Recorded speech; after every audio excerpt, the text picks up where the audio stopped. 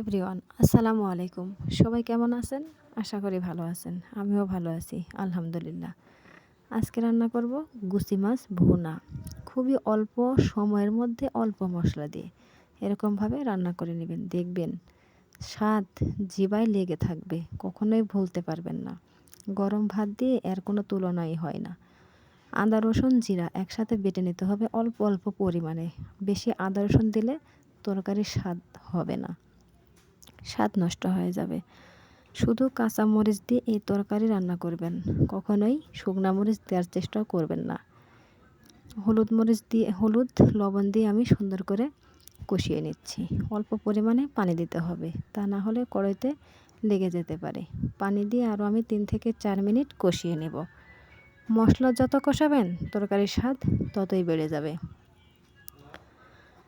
অবশ্যই আমার রেসিপিটি একবার হলেও ফলো করবেন, দেখবেন কেমন হয়। যারা আমার চ্যানেলটি সাবস্ক্রাইব করেননি, ইউটিউব চ্যানেল, তারা অবশ্যই সাবস্ক্রাইব করে দেবেন। আর যারা আমার ফেসবুক পেজে আছেন, বন্ধু বান্ধবী যারা আছেন, তারা অবশ্যই আমার সাথে থাকবেন। আমিও আপনাদের সাথে থাকব। দয়া করে আমরা সবাই অ্যাক্টিভ থাকার চেষ্টা করব।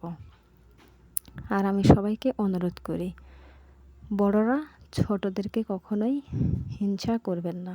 ছোটরাও একদিন বড় হবে আপনাদের সহযোগিতা পেলে। তাই বলছি, অবশ্যই চেষ্টা করবেন আমাদেরকে উপরে তোলার জন্য। দেখুন তরকারিটা প্রায় রান্না শেষ। অল্প পরিমাণে আমি ভাজা জিরার গুঁড়াটা দিয়ে দিয়েছি। কালারটা মাশাআল্লাহ অনেক সুন্দর হয়েছে। আমি মোবাইল দিয়ে ভিডিও করি, সেজন্য তেমন একটা হয় না। দেখুন তো কত সুন্দর হয়েছে। অবশ্যই কমেন্ট